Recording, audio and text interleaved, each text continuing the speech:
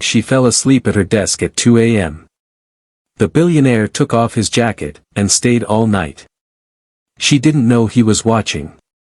She didn't know that the man who had humiliated her in front of 40 people that morning, the man who had made her feel like a piece of furniture in her own workplace, was now standing in the doorway of her office at 2 in the morning, unable to make himself leave. And she never could have guessed that this single night would change both their lives forever.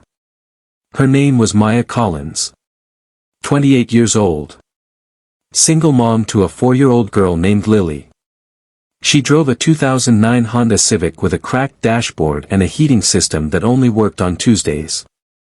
She lived in a 2-bedroom apartment in Queens, New York, where the radiator knocked all winter and the neighbor upstairs dropped something heavy on the floor every single night at 11 p.m. like clockwork. Maya had worked at Hartwell Capital for 8 months. 8 months of 100-hour weeks. 8 months of proving herself in a room full of people who assumed she didn't belong there. She was the only analyst on the 32nd floor who hadn't gone to an Ivy League school.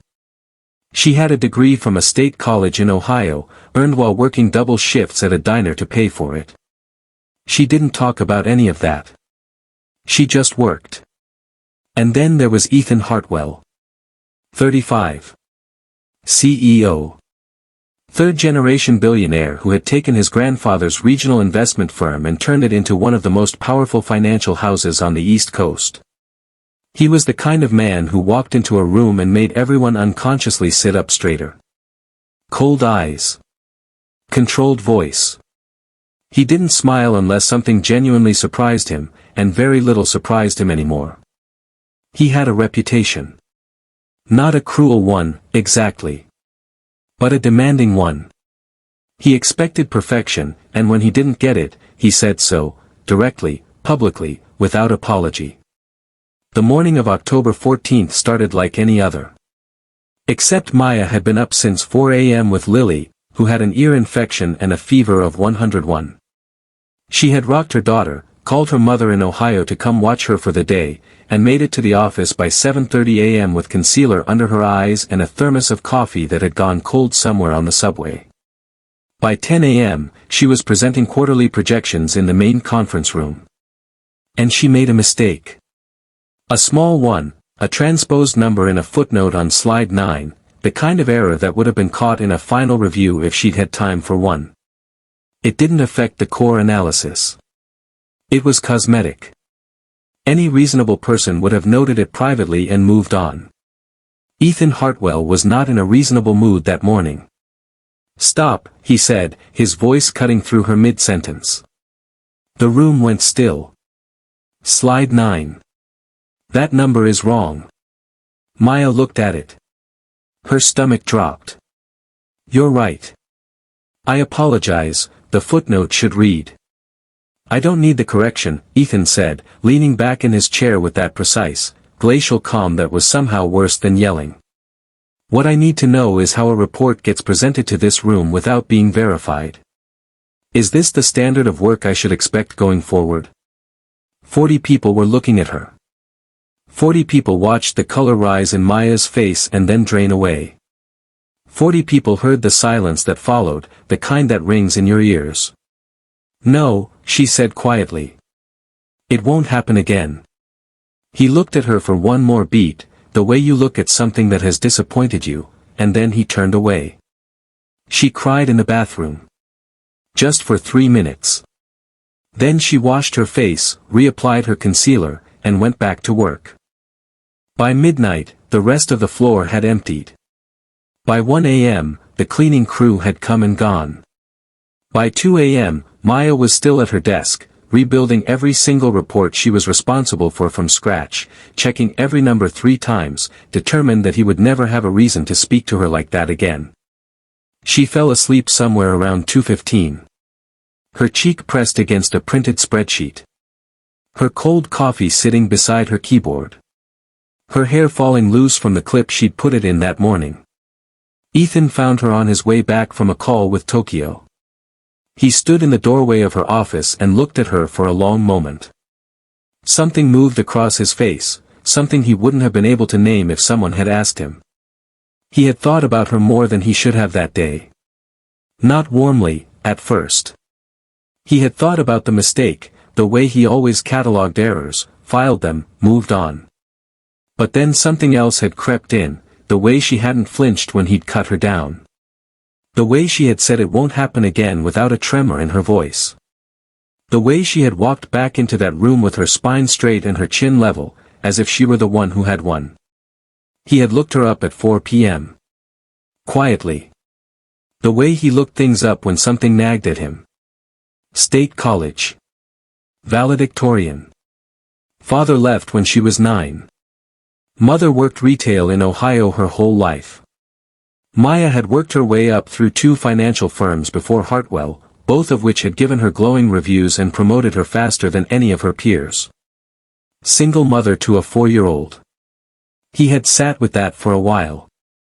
Now he stood in the doorway of her office at 2 in the morning, and she was asleep at her desk having rebuilt. He could see from the open files on her screen, every single report in her portfolio. He took off his jacket. He draped it carefully over her shoulders. And then, instead of leaving, he pulled up the chair across from her, opened his laptop, and stayed. He didn't fully understand why. He just knew he wasn't ready to walk away. She woke up at 5:30 a.m. to the sound of his keyboard. For a moment she didn't move, didn't breathe, her mind trying to assemble what she was seeing. Ethan Hartwell, tie loosened, sleeves rolled up, sitting across from her in the gray pre-dawn light of her office, working quietly as if it were the most natural thing in the world. His jacket was on her shoulders. "You're awake," he said, without looking up.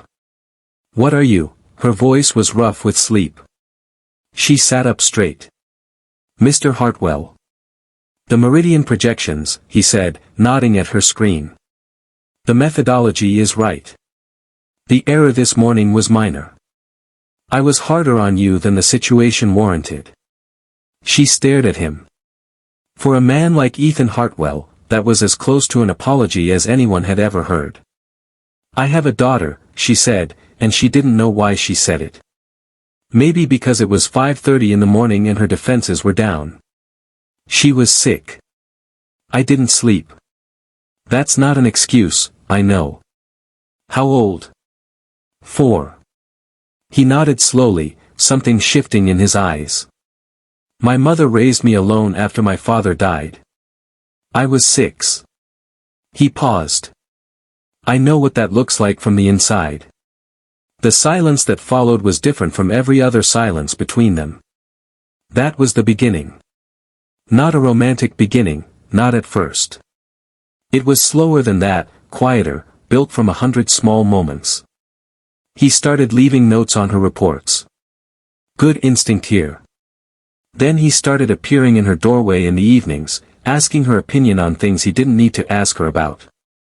Then came the morning she arrived to find a coffee on her desk, her exact order, which she'd never told anyone, and no explanation. She noticed he watched her when she wasn't looking.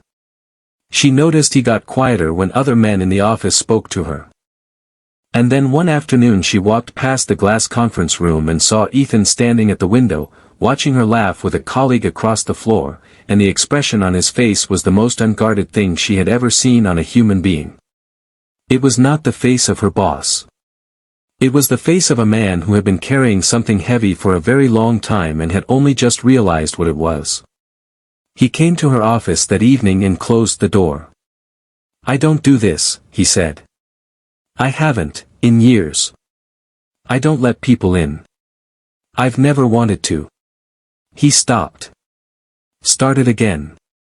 "But I've been watching you work in this building for 8 months, and I think I've already let you in. I just didn't say it out loud yet." Maya looked at him for a long moment, at the man who had humiliated her, then protected her in the dark, then slowly, without either of them meaning to, become the person she looked for first when she walked into a room. "You were so cruel to me," she said. "I know. And I stayed anyway." "I know that too." She was quiet. Then, softly, she said, "What are you asking me?" He looked at her with those still, serious eyes, and for the first time since she had known him, Ethan Hartwell looked like a man who wasn't certain of the outcome. I'm asking you not to leave, he said. Any of it. This office. This city. Me. Some people come into your life and break you open. And some, if you're very lucky, come in and stay through the night without being asked, and you understand, later, that that was when everything changed. Not all love announces itself loudly. Some love just quietly takes off its jacket. And stays.